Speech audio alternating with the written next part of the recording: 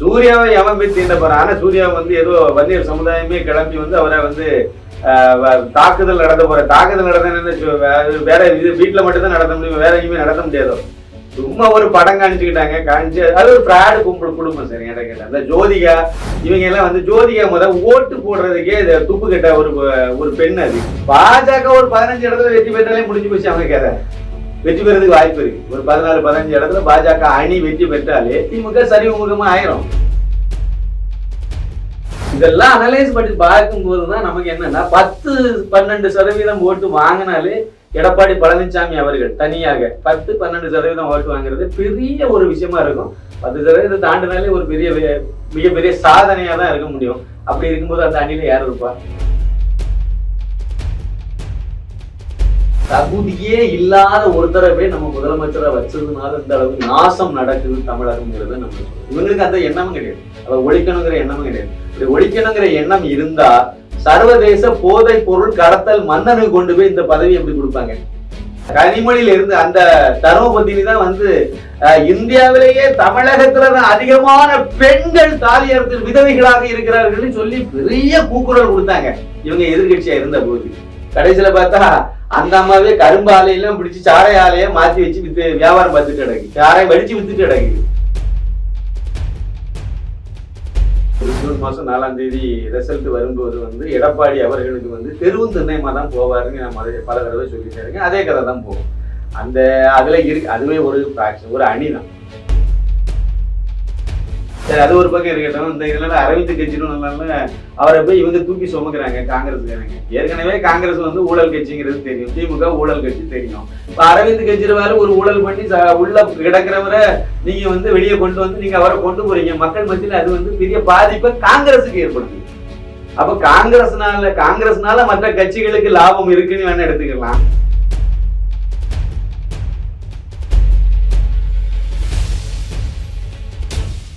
TN News 24 digital நேயர்களுக்கு வணக்கம். இன்றைய விவாத மேடையில் நம்முடன் இணைந்திருப்பவர் அரசியல் விமர்சகர் திரு சின்னப்பா கணேசன் அவர்கள். வணக்கம் சார். வணக்கம் வணக்கம் வணக்கம். TN News 24 நேயர்களுக்கு எனது பணிவான வணக்கம் சார். நடிகர் சூர்யா வீட்டில் பார்த்தீங்கன்னா ஆளில் அது வீட்டில் வந்துட்டு போலீஸ் பாதுகாப்பு அமைச்சரின் பேரில் வந்துட்டு கொடுத்துருக்காங்க. அவர் வந்து ஜெய்பீம் படத்தை அப்போ வந்துட்டு பாதுகாப்பு கேட்டிருந்தார். அது வந்து இன்னும் தொடர்ச்சியாக வந்து வந்துட்டு இருக்கு அப்படின்னு சொல்றாங்களே, உங்களோட பார்வை என்ன சார்? அவருக்கு என்ன மிரட்டல் வரப்போகுது? அவரு அதாவது இதெல்லாம் வந்து கேலி கூத்தான ஒரு விஷயம். தமிழக அரசு இந்த திராவிட மாடல் அரசாங்கத்தினுடைய ஒரு கேலி கூத்தான ஒரு விஷயம் இதுன்னு நம்ம எடுத்துக்கலாம். ஏன் நான் அப்படி சொல்றேன் அப்படின்னா, ஜெய்பீம் படமே ஒரு பித்தலாட்டம். அதுல உண்மையிலேயே அதுல வந்து வில்லனாக சித்தரிக்க ஒரிஜினலா நீங்க ஒரு ஒரிஜினலான கதையை மையப்படுத்தி நீங்க எடுக்கிறீங்க அப்படின்னா அதுல இந்த அடிப்படை அம்சங்கள் மாறக்கூடாது. பேரை மாத்தலாம், ஆனா அந்த மதம் மாறக்கூடாது. அதுல வந்து வில்லன் யாரு? அந்தோணி சாமி. அப்ப அந்தோணி சாமி வந்து எப்படி திடீர்னு வந்து குருவரனா எப்படி மாறினாரு? அந்த இன்ஸ்பெக்டர் கேரக்டர் வந்து அந்தோணி சாமி ஒரிஜினல் கதையில ஒரிஜினல் நடந்த சம்பவத்துல அந்தோணி சாமி. இப்ப அந்தோணி சாமிங்கிற பேரை குருவரன்னு மாத்தி கூப்பிடக்கூடிய இடத்துல எல்லாம் குருன்னு கூப்பிட்டு அப்படின்னா நீங்க வந்து ஒரு கிறிஸ்தவரை கொண்டு போய் ஒரு இந்துக்காரனா மாத்தி அதையும் வன்னியராக்கி குருவரன் சொல்லிட்டு குரு போடும்போது குருன்னு சொல்றீங்க. யாரை மீன் பண்ணி சொல்றீங்க? காடு வெட்டி குருவை நீங்க மீன் பண்றீங்க. அவனுக்கு பின்னாடி என்னத்தை வச்சிருந்தீங்க? அங்க அதுல வன்னியர்களுடைய முக்கியமான அந்த கலசத்தை கொண்டு போய் கேலண்டர்ல போட்டு வச்சிருந்தீங்க. இதெல்லாம் இதெல்லாம் வக்கரத்தினுடைய உச்சம். இந்த மாதிரி ஒரு படத்தை எடுத்துக்கிட்டு அதுல வந்து நாங்க சமூக நீதியை நிலைநாட்ட போறோம்னு வேற சொல்லி இதுக்கு முதலமைச்சர் இந்த மு.க. ஸ்டாலின் காரு வேற அதுக்கு வந்து செக்குகள்லாம் கொடுத்து அவ்வளவு கேலி கூத்தான விஷயத்தையும் எல்லாம் பண்ணி வச்சுக்கிட்டு அவங்களே வந்து அதுல ஒரு பெரிய இவருக்கு பிரச்சனை இருக்கு. இவன் எவன் போய் தீண்ட போறான்? சூர்யாவை எவன் போய் தீண்ட போறான். ஆனா சூர்யா வந்து ஏதோ வன்னியர் சமுதாயமே கிளம்பி வந்து அவரை வந்து தாக்குதல் நடந்த வேற இது வீட்டுல மட்டும்தான் நடத்த முடியும், வேற எங்கேயுமே நடத்த முடியாதோ. சும்மா ஒரு படம் காணிச்சு அது ஒரு ஃப்ராடு குடும்பம். சரி கேட்ட அந்த ஜோதிகா இவங்க எல்லாம் வந்து ஜோதிகா ஓட்டு போடுறதுக்கே துப்பு கட்ட ஒரு பெண். அது வந்து பாருங்க போராளியா மாதிரி அரசியல் கருத்து சொல்லும். தஞ்சை பெரிய கோயில்ல வந்து கெட்டதுக்கு பதிலாக ஆஸ்பத்திரி கட்டலன்னு சொல்லிட்டாலையும் தஞ்சை பெரிய கோயில் கட்டும்போது வந்து அன்னைக்கு இருந்த சூழ்நிலைக்கு என்ன மருத்துவ இது இருந்து அதெல்லாம் பாரம்பரிய மருத்துவம்லாம் நம்ம நாட்டுல இருந்துச்சு. அது இந்த மூதேவிக்கு தெரியாது. அதனால இது இஷ்டத்துக்கு அப்படியெல்லாம் பேசிட்டு இருந்துச்சு. இங்க நீங்க என்னன்னா ஒரு ஜனநாயக கடமை, அதுக்கு ஒரு ஓட்டு போடணும்னு கூட தெரியாது. அது வந்து வருஷத்துக்கு ஒருக்கா ஓட்டு போடுறாங்களா? எங்க ஓட்டு போடுறாங்கன்னு தெரியல. இதுல வேற ஓட்டு போட்டாதானே தெரியும். அப்ப இது வந்து ஓட்டே போடாத கும்பல்னு நம்ம எடுத்துக்கலாம். வாயில பேசுறது எல்லாம் இது போராளித்தனமா எல்லாம் பேச வேண்டியது, அப்புறம் ஓட்டு போடுறது மட்டும் ஓட்டு போடக்கூடாது. இதே கதை தான். இன்னொரு முக்கியமான விஷயத்தை நம்ம சொல்லணும். இந்த ஜெய்பீம் படத்தை வச்சு வரனால சொல்றேன். ஜெய்பீம் படத்துல வந்து அந்த பட்டியலின சமுதாயத்துல ரொம்ப அந்த குறும்பர், இருளர், அந்த மாதிரிப்பட்ட சமுதாயம் அதையும் மாத்தி மாத்தி வச்சுக்கிட்டாங்க. சரி இருக்கட்டும். அந்த மாதிரி சமுதாயத்துக்காக வேண்டி போராடி சூர்யா வந்து பெரிய ஒரு தியாகி ஆயிட்டார், அப்படித்தானே? அப்ப அவருக்கு பொண்ணுக்கு வந்து அங்க இருந்தா பொண்ணை வந்து என்னமோ அந்த குறும்பர் சமுதாயம் இல்லைன்னா இருளர் சமுதாயம் தான் கட்டி கொடுப்பாருன்னு வச்சுக்கணும். கட்டி கொடுத்து சமூக நீதியை நிலைநாட்ட வேண்டியது தானே. கட்டி கொடுக்க சொல்லுங்களா அவரை, ஜோதிகாட்டையும் சொல்லுங்களா, இல்ல பையனுக்கு வந்து அந்த சமுதாயத்துல இருந்து ஒரு பொண்ணு எடுக்க சொல்லுங்களா. இதெல்லாம் செய்ய மாட்டாங்க. இதை விட இன்னொரு கேலிக்கூத்தான விஷயம் வச்சாங்க. சமீபத்துல வந்து தேர்வு முடிவு வந்த உடனே சூர்யாவுக்கு பொண்ணு வந்து அதிக மதிப்பெண்கள் பெற்று பாஸ் ஆயிருக்குன்னு சொல்லி ஒரு இதை கிளப்பி விட்டாங்க. அது பாஸ் ஆச்சா இல்லையா அந்த கதையெல்லாம் நமக்கு தெரியாதுங்க. ஆனா அந்த செய்தி மட்டும் அப்பட்டமான மோசடி, எத்துவாளித்தனம்னு நான் சொல்லுவேன். ஏன் தெரியுமா? தமிழே இல்லாத பள்ளிக்கூடத்துல படிச்சுட்டு இருந்துச்சு சென்னையில. அதை கொண்டு போய் குழந்தைகளின் படிப்புக்காக நான் வந்து மும்பைக்கு போறேன்னு சொல்லிட்டு மும்பையில ஒரு 80 கோடி ரூபாய்க்கு ஏதோ ஒரு வீடை வாங்கிட்டு அங்க போய் செட்டில் ஆகி உட்கார்ந்து இருக்காங்க. இவங்க வந்து அங்க அந்த 80 கோடி ரூபாயில நிறைய ஆஸ்பத்திரி எல்லாம் கட்டலாம், அது ஒரு பக்கம் இருக்குது. அங்க வந்து படிக்க வச்சதே அப்படித்தான். மும்பையில எந்த பள்ளிக்கூடத்துல தமிழ் சொல்லி கொடுத்துட்டு கிடக்குறாங்க. சென்னையிலே முதலமைச்சர் மு க ஸ்டாலின் அவருக்கு பொண்ணு நடத்தக்கூடிய ஸ்கூல்லேயே வந்து சன்ஷைன் ஸ்கூல்லேயே தமிழ் கிடையாது. இந்த லட்சணத்துல நீங்க மும்பையில போய் தமிழ் கத்துக்க போறீங்களா? தமிழ் அங்கதான் சொல்லி கொடுக்குறாங்களோ? அது படிக்க ஸ்கூல்ல தமிழ் பாடத்திட்டமே கிடையாது, தமிழ் சப்ஜெக்டே கிடையாது. அந்த மாதிரி ஒரு ஸ்கூல்ல கொண்டு போய் சேர்த்து வச்சுக்கிட்டு அது எல்லாருமே அதான் பண்றாங்க. அது மட்டும் அவர் மட்டும் கிடையாது, வச்சுட்டு அவங்க தமிழ்ல அதிகமாக மதிப்பெண் எடுத்தாங்கன்னு பரப்பி விட்டாங்க பாருங்க. இதுவரைக்கும் அதை மறுக்கவே இல்லை. அப்படின்னா என்னன்னு இவங்களா கிளப்பி விட்டுட்டு அதை உறுதி செய்யவும் இல்லை, மறுக்கவும் இல்லை. அப்படின்னா என்ன அர்த்தம்? எத்துவாளித்தனம் இதெல்லாம். அவ்வளவு பித்தலாட்டம். இவங்க கலாநிதி தயாநிதி மாறன் சொல்லிட்டு தெரியுமா? நான் படிச்சது டான் போஸ்கோ இல்ல, எக்மோர்ல. நான் தமிழ் வழி கேள்வியில தான் நொட்டுன்னு சொன்னார்ல, இதே கதை தான். அவ்வளவன் கேட்கறவன் கேனையும் நினைச்சிட்டு தமிழன் தானே என்னத்தை வேணாம்னு சொன்னாலும் நம்பிடுவான்னு சொல்லிட்டு ஏன்னா நம்பினாங்க முன்னாடி. இப்ப அதெல்லாம் இல்ல. அத மாதிரிதான் இவருக்கு வந்து பாதுகாப்பு கொடுத்ததுதான். இதை வீட்டை காலி பண்ணி மும்பைக்கு போய் வருஷ கணக்காகி போச்சு. அது பிறகு ஆளே இல்லாத வீட்டுக்கு 4 போலீஸ்காரனை கொடுத்துருக்காங்கன்னா இது என்ன கூறுகட்டத்தனமான ஒரு அரசாங்கம், கூறுகட்டத்தனமான ஒரு முதலமைச்சர், அப்படிதான் நம்ம இதை எடுத்துக்க முடியும். இந்த நிர்வாக சீர்கேடுக்கு இதான் இப்படிப்பட்டதான். எதுக்கு தேவையில்லாததுக்கெல்லாம் செலவு பண்ணுவாங்க, தேவை உள்ளதுக்கு செலவு பண்ண மாட்டாங்க அப்படி நம்ம எடுத்துக்கலாம். அதே மாதிரிதான் இது வெட்டி செலவு. 4 போலீஸ்காரங்களை அங்க விட்டீங்கன்னா என்ன ஆகும்? 4 பேர் ரொட்டேஷன்ல நீங்க வந்துட்டே இருப்பீங்க, 4 பேருக்கும் நீங்க வந்து சம்பளம் கொடுப்பீங்க, அதுக்கு எல்லாம் கொடுப்பாங்க. அவங்க போய் அந்த வீட்டை பாதுகாக்க, எதுக்கு அந்த வீடு அங்கதான் ஆளே இல்லையா, எதுக்கு பாதுகாக்கணும்? ஆளை இல்லாத வீட வித்து இல்லைன்னா அதை ஒரு அனாதை இல்லத்துக்கு கொடுத்துட்டு போலாம். உங்களுக்கு சேவை மனப்பான்மை இருக்குன்னு அதெல்லாம் செய்யலாம். அதெல்லாம் வராது. சரி, ஏதோ ஒண்ணு கருமம். இந்த அரசாங்கமும் அதுக்கு துணை போகுதுங்கிறது அர்த்தமான விஷயம் தான். Okay sir. இப்போ இந்த அதிமுக கட்சியில பாத்தீங்கன்னா ஒரு சலசலப்பு ஏற்பட்டிருக்குன்னே சொல்லலாம் சார். இந்த தலைமை வந்து மாறலாம், இந்த முன்னாள் அமைச்சர் கையில போலாம் அப்படின்னு சொல்லிட்டு திமுக அமைச்சர்கள் சொல்றாங்க. அரசியல் விமர்சனம் தொடர்ந்து பேசிட்டு வராங்க சார். இந்த தேர்தல் முடிவுக்கு பிறகு ஒரு மாற்றத்தை ஏற்படுத்தும் அதிமுக அப்படின்ட்டு உங்களோட பார்வை என்ன சார்? என் பார்வை என்ன அப்படின்னா, தேர்தல் முடிஞ்சு ரிசல்ட் வரும்போது ஜூன் மாசம் 4ஆம் தேதி ரிசல்ட் வரும்போது வந்து எடப்பாடி அவர்களுக்கு வந்து தெருவும் திண்ணையமா தான் போவாருன்னு நான் பல தடவை சொல்லிட்டே இருக்கேன். அதே கதை தான் போகும். அந்த அதுல இருக்கு. அதுவே ஒரு பிராக்ஷன், ஒரு அணிதான். அதிமுகவினுடைய ஒரு அணி தான் எடப்பாடி பழனிசாமி தலைமையிலான அணி. அவருக்கு கையில வந்து கட்சி அலுவலகம் சிக்கிட்டு ரெட்டையில சிம்பல் அவருக்கு கிடைச்சு போச்சு. இதெல்லாம் வந்து உண்மைதான். இதெல்லாம் அவருக்கு கையில கிடைச்சிருக்குங்கிறது உண்மை. ஆனா அதுக்காக வேண்டி தொண்டர்கள் எல்லாம் அவருக்கு பக்கத்துல இருக்காங்களான்னு கேட்டா இல்ல. அதுதான் நீங்க ஜூன் மாசம் 4ஆம் தேதி அப்பட்டமா பார்க்க போறீங்க. 100% ஊர்ஜிதமா. அது இப்ப அவங்களுக்கு தெரியும், எல்லாத்துக்கும் தெரியும். ஏதாவது ஒரு தொகுதியில 10% மேல ஓட்டு கிடைக்கும்னு சொல்லுங்க.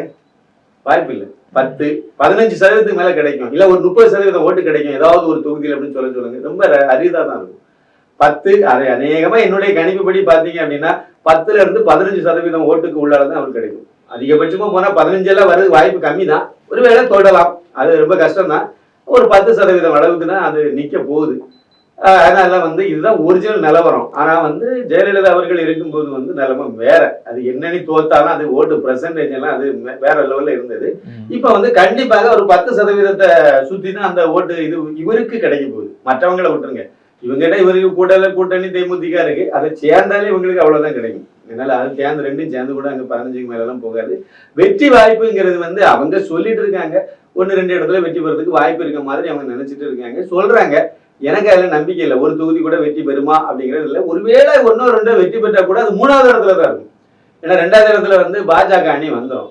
பாஜக அணி 2வது இடத்துல வந்துட்டு அப்படின்னாலே அது எடப்பாடிக்கு வந்து அது அவ்வளவுதான், முடிஞ்சு போச்சு, கதை முடிஞ்சு போச்சு. ஏன் என்னன்னு சொல்றேன்னா, அதிமுக என்னோட ஒரு அணி இவர் வச்சிருக்காரு, மிச்சம் வந்து சசிகலா அந்த அம்மா இல்லாம, ஓ பன்னீர்செல்வம் அவர்கள் இல்லாம, டிடிவி தினகரன் இல்லாம அந்த கட்சியின் வந்து முழுமையா தொண்டர்கள் ஏத்துக்க மாட்டாங்க. இன்னைக்கு இருக்க சூழ்நிலை ஜெயலலிதா இருக்கிறது வரைக்கும் அந்த அம்மாவுக்காக அந்த அம்மா தான் எல்லாமே அப்படின்னு இருந்ததுனால அது வந்து அதை ஏத்துக்கிட்டு எல்லாம் இருந்தாங்க.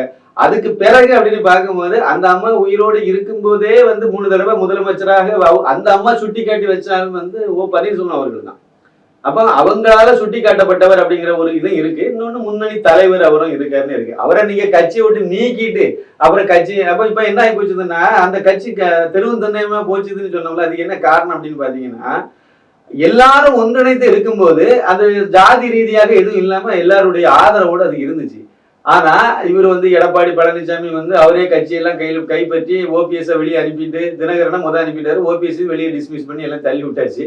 எல்லாம் போன பிறகு பாருங்க, இப்ப அது எந்த பகுதியில அந்த கட்சியினுடைய செல்வாக்கு இருக்குன்னு பாருங்க. இல்ல, அது பாஜக அணியில இருந்த அளவுக்கு கொங்கு மண்டலத்தில் நாங்க இருக்கணும் ஒரு சீன் காணிச்சுட்டு அலைய முடியும். இப்ப அதுவும் இல்லாம போச்சு. நம்ம தெளிவா ஒரு பாயிண்ட் சொல்லணும், பாஜகவினாலதான் எடப்பாடி வந்து வண்டியை ஓட்டுனாரு. பழைய ஜெயலலிதா அந்த மாதிரி இருக்கும்போது உள்ள அதிமுக வேற, அப்ப முன்னாடி பாஜக வந்து கூட்டணி வச்சுன்னா பாஜகவினாலதான் அவங்க வெற்றி பெற்றாங்க அப்படின்லாம் நான் சொல்ல வரல. முன்னாடி திமுக கூட கூட்டணி வச்சுன்னா திமுக வந்து பாஜகவினாலதான் வெற்றி பெற்று நான் சொல்ல வரல. அதெல்லாம் பழைய பாஜக. இப்ப அண்ணாமலை அவருடைய வருகைக்கு பிறகு திரு அண்ணாமலை ஐபிஎஸ் அவர்கள் வந்து பாஜகவினுடைய தமிழக தலைவராக வந்த பிறகு உள்ள சூழ்நிலை நான் இப்ப சொல்லிட்டு இருக்கேன். இதுல வந்து பாத்தீங்க அப்படின்னா எடப்பாடி பழனிசாமி கூட முருகன் இருக்கும்போதே அது அந்த அளவுக்கு பாஜகவினுடைய வளர்ச்சி உண்டு. அதெல்லாம் சேர்ந்துதான் இவர் அறுவடை பண்ணிட்டு போனாரு. கொங்கு மண்டலத்துல அதிகமான எம்எல்ஏக்கள் வந்து கிடைச்சுன்னு சொல்றது வந்து பாஜகவினுடைய ஆதரவு பிளஸ் அவங்களுடைய வலுவு எல்லாமே சேர்ந்துதான். இப்ப அவங்களும் 2ஆ பிரிஞ்சு கிடக்குறாங்க. அதுவும் வலுவிழந்து போச்சுது. நம்பிக்கையான ஒரு கரிஸ்மேட்டிக் லீடரும் கிடையாது எடப்பாடி பழனிசாமி அவர்கள். அதே சமயத்துல அதிமுக அண்ணாமலை அவர்களுடைய வளர்ச்சி அபரிவிதமானது. அவருடைய பக்கத்துல எல்லாருமே வந்துட்டாங்க, அப்ப மாறிட்டாங்க. அப்படி மாறினால இவர் வந்து இப்போ வந்து சுத்தமா ஒண்ணும் இல்லாம இருக்காரு. இந்த நேரத்துலதான் வந்து இல்ல கொங்கு மண்டலத்துல இருந்து அடுத்த தலைவர் அதுல வர போறாரு வைக்க போறாருன்னு ஒரு பேச்சை கிளப்பி விடுறாங்க. அது விட்டுட்டு இருந்த ஒரு பேசுறாங்க. அது எடப்பாடி பழனிசாமி இருந்தாலும் சரிதான், இல்ல செங்கோட்டையனே அதுக்கு தலைவரா இருந்தாலும் சரிதான், எஸ்பி வேலுமணி இருந்தாலும் சரிதான், யாரு இருந்தாலும் சரிதான், நிலவரம் தான் நடக்க போகுது. அதனால நிச்சயமாக நம்ம ஏற்கனவே கணிச்ச மாதிரி அது கீழே இறங்கிட்டனாலே பிரச்சனை ஸ்டார்ட் ஆயிடும். ஒண்ணு வேண்டாங்க, வரக்கூடிய இந்த ஜூன் மாசம் 4ஆம் தேதி தேர்தல் முடிவுல 15 சீட்டு கீழே திமுக கூட்டணி வெற்றி பெறட்டும், அந்த கூட்டணி குறைஞ்சு போயிடும். அவ்வளவுதான், முடிஞ்சு போயிடும். 15 சீட்டு கீழே வெற்றி பெற்றாலும் அது வெற்றி தான். ஆனாலும் அது வந்து சரிவு முகத்துக்கு போயிட்டுன்னு வந்துடும். பாஜக ஒரு 15 இடத்துல வெற்றி பெற்றாலே முடிஞ்சு போச்சு அவங்க கதை. வெற்றி பெறதுக்கு வாய்ப்பு இருக்கு. ஒரு 14-15 இடத்துல பாஜக அணி வெற்றி பெற்றாலே திமுக சரிவு முகமா ஆயிரும். அப்பவே உள்ள சலசலப்பும் வந்துடும், உள்ளாலே பிரச்சனை வந்துடும், குடும்ப சண்டையும் வந்துடும். கனிமொழி அந்த தர்மபுத்தினி எந்த பக்கமா இழுத்துட்டு போகுதுன்னு தெரியல, அது என்ன பண்ண போகுதுன்னு தெரியல. நாங்க திமுகவுக்கே அதான் நிலவரம். அரசியல்னா அப்படிதான் இருக்கும். அது எடப்பாடி பழனிசாமிக்கு சொல்லவே வேண்டாம். அவருக்கு இறங்க முகம் ஏற்கனவே ஆரம்பிச்சு போச்சு.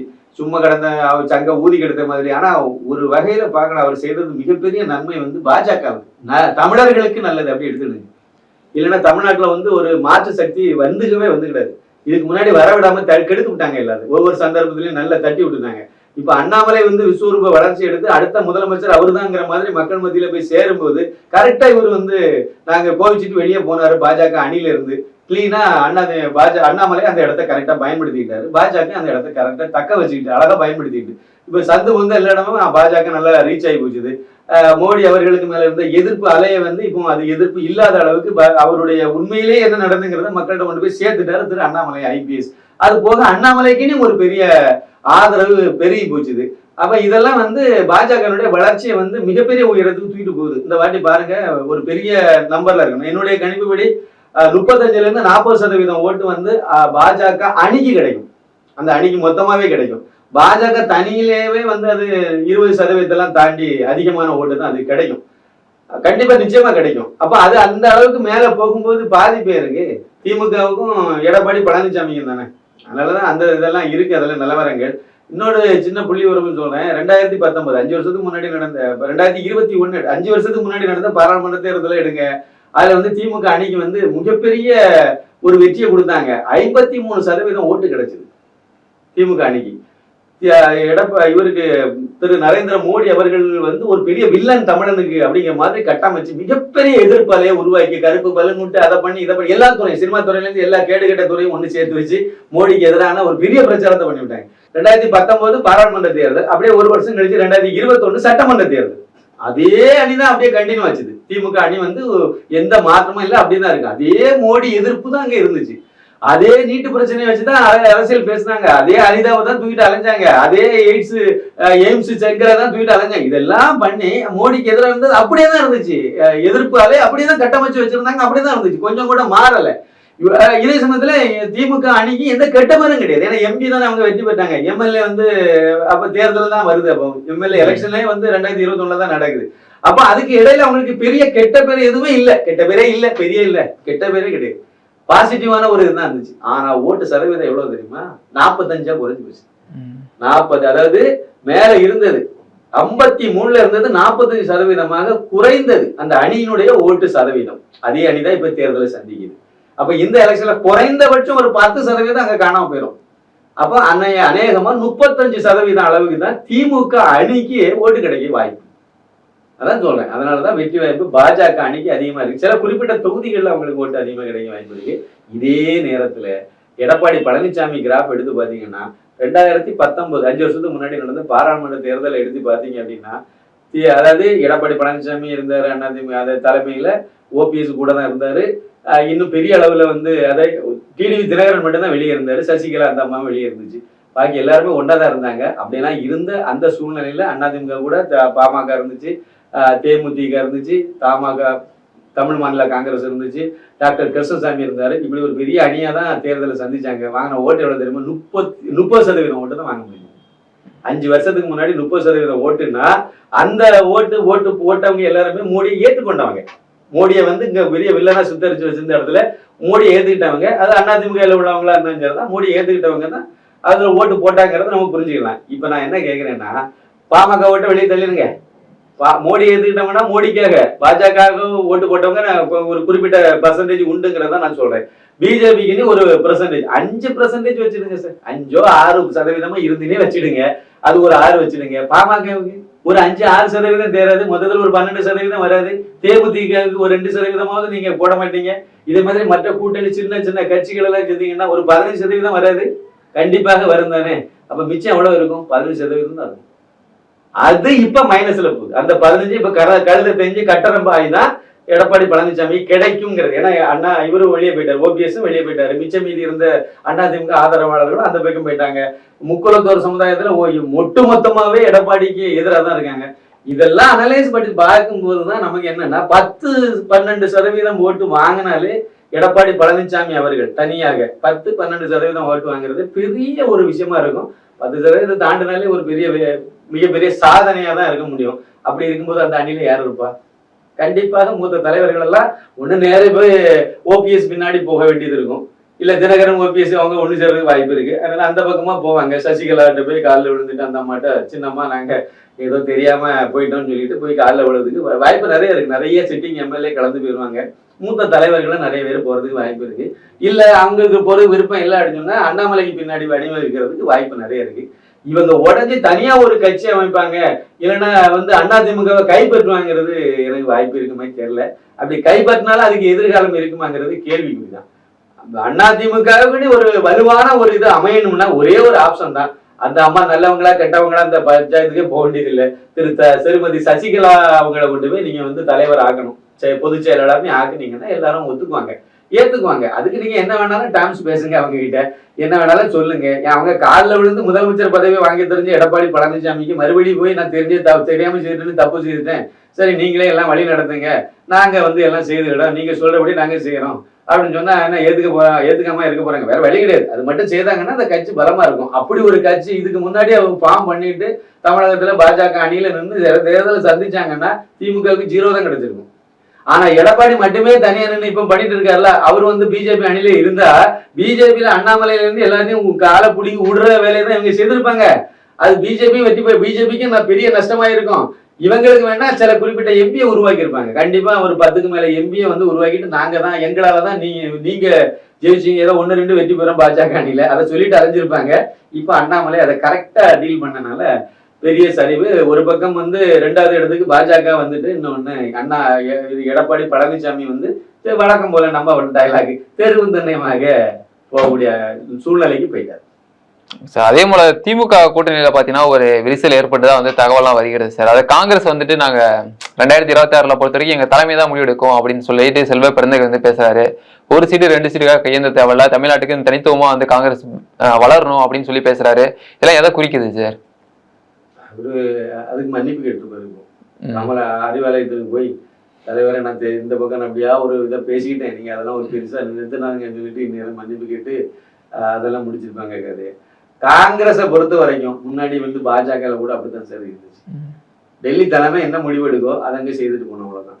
பாஜகவும் அப்படிதான் இருந்துச்சு. அண்ணாமலை ஐபிஎஸ் வரவுக்கு முன்னாடி, அவர் மாநில தலைவராக வர்றதுக்கு முன்னாடி வரைக்கும் அவங்க அங்க இருக்கக்கூடிய சூழ்நிலையெல்லாம் பார்த்துட்டு அங்க இருந்து என்ன சொல்றாங்களோ அதை தான் இவங்க செயல்படுத்த முடிஞ்சுது. இவங்களால ஒரு மாநில தலைவரால எதுவுமே செய்ய முடியாத அளவுக்கு தான் இதுக்கு முன்னாடி பாஜகவிலும் இருந்துச்சு. இப்போது காங்கிரஸ்லயும் அதே நிலைமை தான். ரொம்ப வருஷ கணக்குல காங்கிரஸ்ல அதே தான் நிலைமை தான் எனக்கு தெரிஞ்ச வரையில.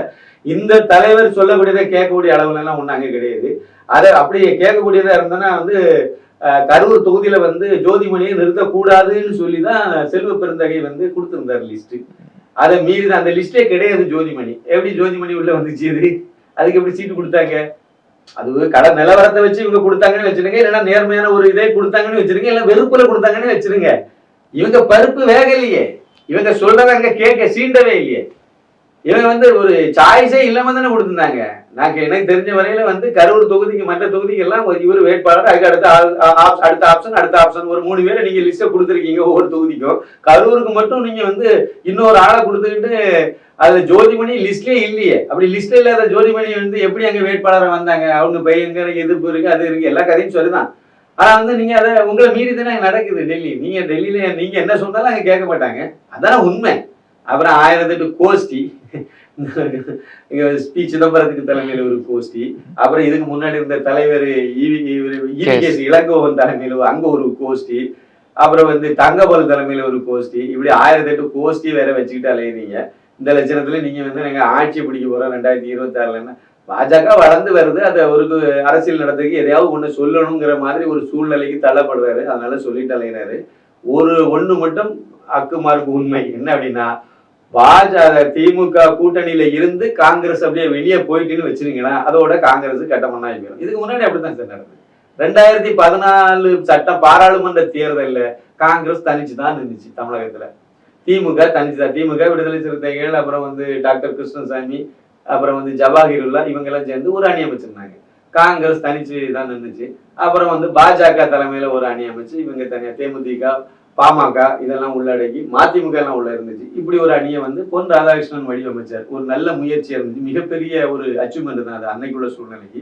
அந்த தேர்தலில் திமுகவினுடைய எத்தனை சீட்டு திமுக கிடைச்சிச்சு? திமுகவுக்கும் எதுவுமே கிடைக்கல. அதே சமயத்துல காங்கிரஸும் ஒன்னும் இல்லாம தான் போச்சு. ஒரு சீட்டு கூட அவங்களுக்கு கிடைக்கல. சொல்லிக்க மாதிரி ஓட்டு வாங்கின ஒரே ஆள் வந்து கன்னியாகுமரி பாராளுமன்ற தொகுதியில அதுல போட்டியிட்ட திரு வசந்தகுமார் அவர்கள், காலஞ்சென்ற வசந்தகுமார் அவர்கள் மட்டும்தான் கொஞ்சம் நல்ல மரியாதையான ஓட்டே வாங்கினார். இதுதான் ஒரிஜினல் நிலவரம். அதனால காங்கிரஸ் வந்து எந்த காலத்திலையும் திமுக இருந்து வெளியே போவார். திமுகவும் காங்கிரஸை விட்டு வெளியே போகாது.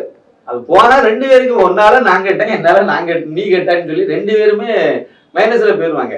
ஆனா சமீபத்திய நிலவரப்படி பாத்தீங்க அப்படின்னா, திமுகவினால காங்கிரஸுக்கு பெரிய ஆதாயம் இருக்கோ இல்லையோ, ஆனா காங்கிரஸுக்கு மிகப்பெரிய டேமேஜ் நடந்துட்டு இருக்கு. காங்கிரஸ் திமுக மட்டும் இல்ல, எல்லா கூட்டணி பரிவாரங்களும் அதான் செய்யறாங்க. ஏதோ ஒரு ஐஎன்டின்னு ஒரு கூட்டணியை ஒண்ணு அமைச்சாங்க, தேசிய அளவுல முயற்சி பண்ணி எடுத்து. அதுக்கு ஆர்கனைசர் இருந்தவர் நிதிஷ்குமார், அவரும் அதுல இருந்து வெளியே போயிட்டாரு. அதுக்கு அந்த கூட்டணியில இருந்து எல்லா கூட்டணினால அந்த கூட்டணிக்குன்னு ஒரு பலம் கிடைக்கும்னு இவங்க அமைச்சாங்க. ஆனா அந்த கூட்டணி கட்சிகளால காங்கிரஸ் வந்து கட்டமனா கரைஞ்சு போயிட்டு இருக்குங்கிறதா யதார்த்தமான உண்மை.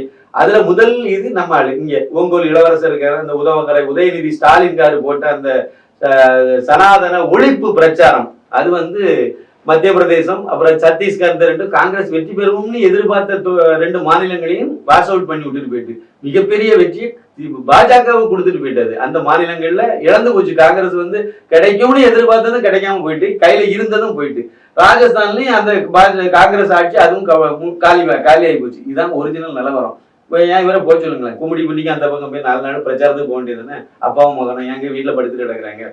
ஏன் போகலைன்னா நீங்க வர வேண்டாம்னு சொல்லிட்டாங்க. காங்கிரஸுக்கு திமுகவினால அவ்வளவு பெரிய பேர் அழிவு நடந்து போச்சு. அதே மாதிரிதான் இப்ப அரவிந்த் கெஜ்ரிவால். அந்த ஆளு ஜெயில கிடந்தவரை வந்து இது விட்டு விட்டாங்க, ஜாமீன், இடைக்கால ஜாமீன். அது அவருக்கு தனியா சட்டம் கிட்டம் வச்சிருக்காங்களான்னு நமக்கு தெரியல. சட்டம் எல்லாத்துக்கும் பொதுவானதுன்னு வேற சொல்லிட்டு இருக்காங்க. அவர் ஏதோ சட்டத்துக்கு அப்பாற்பட்டவர் மாதிரி அவருக்கு அவர் யோக்கியனா இருந்தாலும் பரவாயில்ல, ஏதோ ஒரு இதுல இவருக்கு இருக்கு அப்படின்னாலும் பரவாயில்ல. அப்பட்டமான பண மோசடின்னு நல்லா தெரியுது. தேச துரோக செயல் அந்த ஆளு செய்திருக்கான்னு தெரியுது. பிறகு அவனுக்கு வந்து ஜாமீன் கொடுத்துருக்காங்க இந்த மாதிரி ஒரு நீதிபதிகள். அது என்னமோ தெரியல. சுப்ரீம் கோர்ட் தலைமை நீதிபதி அடுத்து வரக்கூடிய லெவல்ல இருக்கக்கூடியவர் இந்த தீர்ப்பு கொடுத்திருக்காரு, இந்த ஜாமீனை கொடுத்திருக்காரு. அது பெரிய ஒரு தேசிய அளவுல மிகப்பெரிய ஒரு சர்ச்சை, ஒரு விவாதத்தை ஏற்படுத்திட்டு இருக்கு.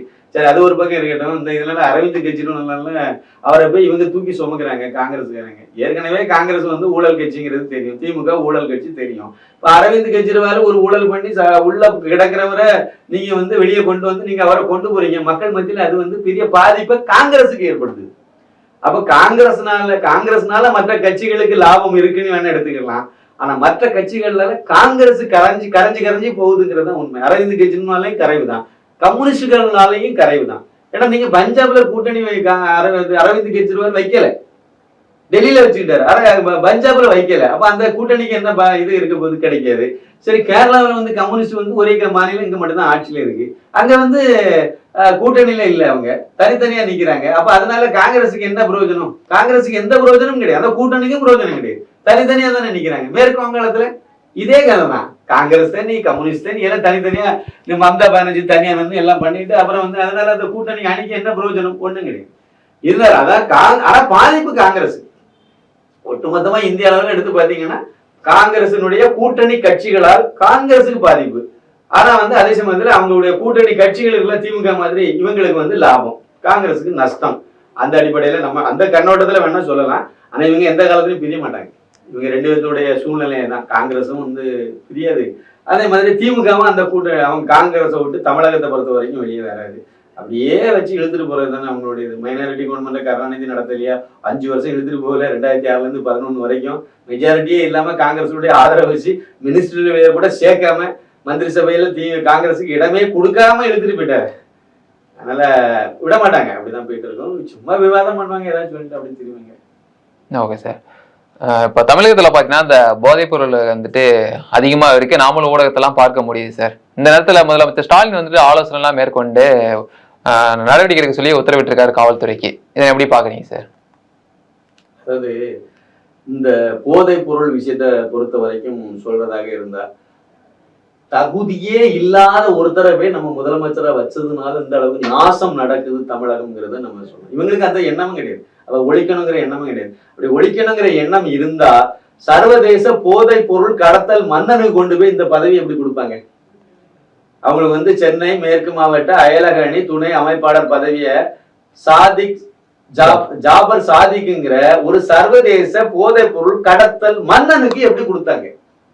அவன் அந்த ஆளு வந்து அந்த ஜாபர் சாதிக்கு வந்து இப்ப கைது செய்யப்பட்டு இதனால அவன் சர்வதேச போதைப் பொருள் கடத்தல் மன்னனா ஆகல, 2013 ஆயிட்டான். 2013 மலேசியாவுக்கு போதைப் பொருளை பெரிய அளவுல கடத்தி அதுல மாட்டி மும்பை ஜெயில போய் களியெல்லாம் தின்னுட்டு ஜாமீன்ல வெளியே இருக்காங்க, அவ்வளவுதான். அப்படி ஜாமீன்ல இருக்கவனுக்கு வரலாறு புவியியல் எல்லாம் உங்களுக்கு தெரியாதா? தெரியும். அப்போ போதைப் பொருள் கடத்தின ஒருத்தனுக்கு பழையபடி இவங்க ஒரு வாய்ப்பை கட்சியில கொடுத்து, அதுவும் அயலக அணியில கொடுத்துருக்காங்கன்னா அயலக அணியில வெளிநாடுகளுக்கு எல்லாம் போதைப் பொருள் கடத்துறதுக்கு ஒரு நல்ல ஒரு வாய்ப்பு இவங்க உருவாக்கி கொடுக்குறாங்க. அதுக்கு துணை போகுது திமுக. எப்படி அவங்க வந்து போதைப் பொருளை தமிழ்நாட்டுல இல்லாம பண்ணுவாங்க? அதுலதான் பெரிய அளவுல பணம் கிடைக்கி, அதனால வந்து அதை பண்ணுவோம்னு நினைக்கிறாங்க. அவன் டிசைனா மாத்தி மெத்தபெட்டமின் வரைக்கும் செய்து தயாரிச்சு வெளிநாடுகளுக்கு அனுப்பி 2000 கோடி கணக்குல வந்தது மட்டும் 2000 கோடி வெளிநாடுகளுக்கு அனுப்புனதுல கணக்குல வந்தது மட்டும் சமீபத்துல இந்த 2000 கோடியில ஒரிஜினலா 2000 கோடி இருக்க வாய்ப்பு இல்லை, அதை விட பல ஆயிரம் கோடி கூட தான் இருக்கும். அதுல திமுகவுக்கு எத்தனை ஆயிரம் கோடி வந்துன்னு நமக்கு தெரியாது. அப்ப இவங்களுக்கு என்ன வேணா பண்ணு, பணம் கொடுங்க. பணத்தை வச்சு எந்த திங்க போறாங்கன்னு எனக்கு தெரியல. முக ஸ்டாலின்காருக்கு ஒரே ஒரு புத்திர பையன் தான், ஒண்ணு பொண்ணு ஒரு பையன். பொண்ணு அந்த பையன் வந்து உதயநிதிக்காரு, ரைட்டு இருக்கட்டும். உதயநிதி இன்பநிதிக்காரு, அவ்வளவுதானே. ஒரே ஒரு பையனை தான் வச்சிருக்கீங்க. இதை வச்சு நீங்க என்ன பண்ண போறீங்க? எதுக்கு இவ்வளவு பணத்தை நீங்க கொள்ளையடிச்சு செய்ய போறீங்க? ஆனா இது எவ்வளவு பெரிய ஒரு சமுதாயத்தையே பாதிப்புக்குள்ளாது. இன்னும் ஒரு வருத்தமான விஷயத்தை இந்த இடத்துல பதிவு பண்ணணும். சரி, இவங்க அண்ணன் இருக்காருல்ல, மூக்க அழகிரி, அவருக்கு பையன் இருக்காருல்ல, துரை தயாநிதி, அவர் இப்ப என்ன பண்ணிட்டு இருக்காரு? ஹோமோல இருக்காரு. ஏன் ஹோமோல இருக்காரு? அந்த உண்மையான காரணம் ஸ்டேட்மெண்ட்லாம் வெளியே சொல்லவே இல்லை. ஆனா உண்மையிலேயே என்ன சொல்லப்படுது அப்படின்னா, அவர் போதைப் பொருளை அளவுக்கு அதிகமா பயன்படுத்துறதுனால மூளையில பாதிச்சு இப்ப கிட்டத்தட்ட அந்த ஹோமோல இருந்துகிட்டு இருக்காரு. தொடர்ந்து இருக்காரு. அவர் 2 மாசத்துக்கு மேல அப்படியே தொடர்ந்து இருந்துட்டு இருக்காரு. முதலமைச்சர் போய் பார்த்துட்டு வர்றாரு. பார்த்துட்டு வந்த பிறகு புத்தி வரல அந்த முதலமைச்சருக்குன்னா, அண்ணனுக்கு மகனே போதைப் பொருளால பாதிக்கப்பட்டிருக்காங்கிறது தெரிஞ்சும் தமிழர்கள் எல்லாம் எப்படி வேணாலும் நாசம் போகட்டும், எங்க குடும்பம் மட்டும் வாழ்ந்தா போதும்னு நினைக்கிறாருன்னா இப்படிப்பட்ட ஒரு முதலமைச்சர் தேவைங்கிறத தமிழர்கள் யோசிக்கணும். கண்டிப்பா யோசிக்கணும். ஏன் அந்த அளவுக்கு வருத்தமா சொல்றேன்னா, இவங்க நேற்றைக்கு தான் நீங்க சொன்ன அந்த உத்தரவு எல்லாம் போட்டு கிடந்தாங்க. ஏன் போட்டாங்க அப்படின்னு பாத்தீங்கன்னா, அதாவது பாடகி சுசித்ரா கமலஹாசனுடைய பிறந்த நாள் பார்ட்டியில கோகைன் பரிமாறப்படுவது வெள்ளி தாம்பாளத்துல வச்சு பரிமாறுவாங்கன்னு சொல்லிவிட்டாங்க. அப்பட்டமா போட்டு உடைச்சிட்டாங்க. மூத்த நடிகர்கள், இசையமைப்பாளர் யுவன் சங்கர் ராஜா, சிம்பு, இவங்க எல்லாம் கலந்துக்கூடிய பார்ட்டின்னு வைக்கிறது எல்லாருமே போதைப் பொருள் தான் சொல்லிட்டாங்க. சொல்லி அது பெரிய ஒரு விவாத பொருள் நடந்துட்டு இருக்கு. நாங்க இப்ப போதைப் பொருளை ஒழிக்கணும், ஒரு சீன் போடணும். அதுதானே செய்வாங்க, ஒரு சீன் போடணும். அதுக்காக வேண்டி தலைமைச் செயலாளர் அவரு இவரு எல்லாத்தையும் கூப்பிட்டு நேற்றுக்கு ஒரு இதை இவங்க நடத்தினாங்க. ஆனா உண்மை என்ன தெரியுமா? 22 கோடி ரூபாய் மதிப்பு உள்ள கோகைன் போதைப் பொருளை நேற்றுக்கு சென்னையில பிடிச்சிருக்காங்க. இதுல 5 பேர் வெளிநாட்டவர், 4 பேர் வெளிநாட்டுக்காரன், ஒருத்தன் இங்க தமிழன் ஒருத்தன், மொத்தத்துல 5 பேரை கைது பண்ணிருக்காங்க. யாரு கைது பண்ணா தெரியுமா? மத்திய போதைப் பொருள் தடுப்பு பிரிவு. அந்த ஜாபர் சாதிக்குங்கிற அந்த நாயை எந்த அமைப்பு கைது பண்ணிச்சோ அதுதான் இவங்களுக்கு இதையும் கைது பண்ணிருக்கு. நடந்தது சென்னையில, தமிழகத்துக்கு உள்ளால. தமிழகத்தினுடைய காவல்துறை என்ன செய்யுது? சாவுக்கு சங்கருக்கு பின்னாடியே சுத்திட்டு தெரியுது. அப்படித்தானே? அவங்களுக்கு முறையா அவங்களுடைய வேலையை அவங்க பார்க்கல, அவங்களுடைய கை கட்டப்பட்டிருக்கு. அவங்க இந்த மாதிரி ஒரு மீட்டிங் நடத்தணும், அது வரை இந்த மாதிரி ஒரு ஸ்டேட்மெண்ட் கொடுக்கணும், அதை எல்லா பத்திரிகையிலையும் போடணும், எல்லா தொலைக்காட்சியிலையும் போடணும். இந்த போதைப் பொருளை நாங்க கட்டுப்படுத்துறதுக்கு அதை பண்ணோம் இதை பண்ணோம்னு சொல்லிட்டு கொஞ்சம் லிஸ்ட் தயார் பண்ணி வச்சுக்கணும். அவ்வளவுதான். மற்றபடி இலங்கைக்கு போறது வழக்கம் போல அதெல்லாம் போயிட்டு தான் இருக்கு. கிராமம் வரைக்கும் எல்லா இடமும் போயிட்டு தான் இருக்கு. போதைப் பொருள் இல்லாத ஒரு ஊரை சொல்லுங்க சார். ஏதாவது ஒரு சென்னையில போதைப் பொருள் இல்லைன்னு சொல்லுங்க பார்ப்போம். சொல்லுங்க பார்ப்போம். எல்லா சந்து பந்துலையும் இருக்கு போதைப் பொருள். அது கஞ்சானி இருந்தது, அப்புறம் கோகைன், அது இதுன்னு இப்ப மெத்தபைட்டன் பேர்ல போய் நிக்குது. அவ்வளவுதான். மற்றபடி போதைப் பொருள் அதை தயாரிக்கிறதும் சரி, விற்கிறதும் சரி, அது முக்கியமா ஈடுபட்டு இருக்கிறதே திமுக காரன் தான்.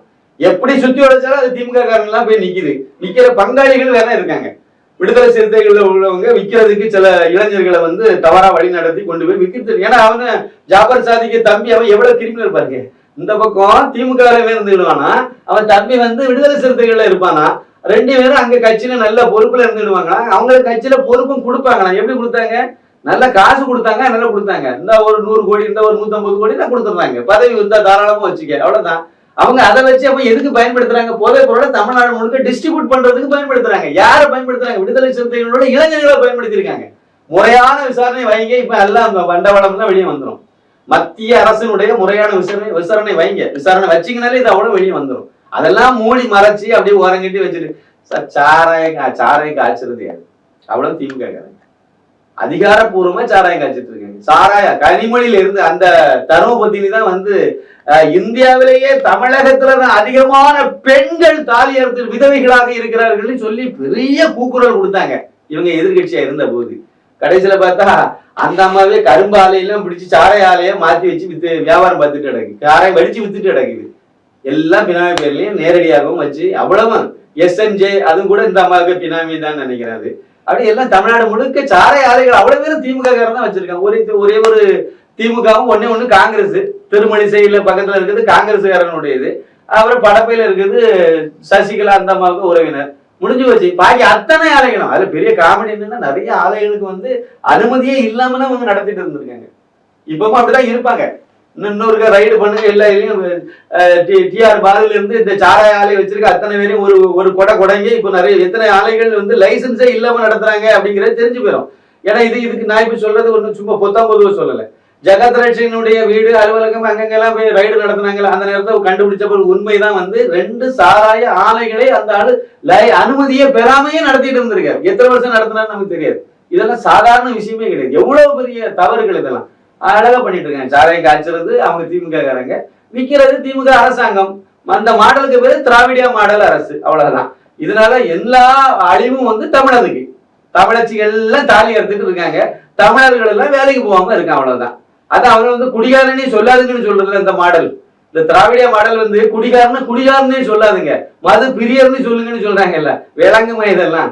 அதனால இவங்க போதை பொருளை கடத்துறத தடுக்கிறது அந்த சோழியே ஆகாது. இவங்க தான் விற்கிறதுக்கே எல்லாம் காரணம். அப்புறம் என்னத்தை போய் தடுப்பாங்க?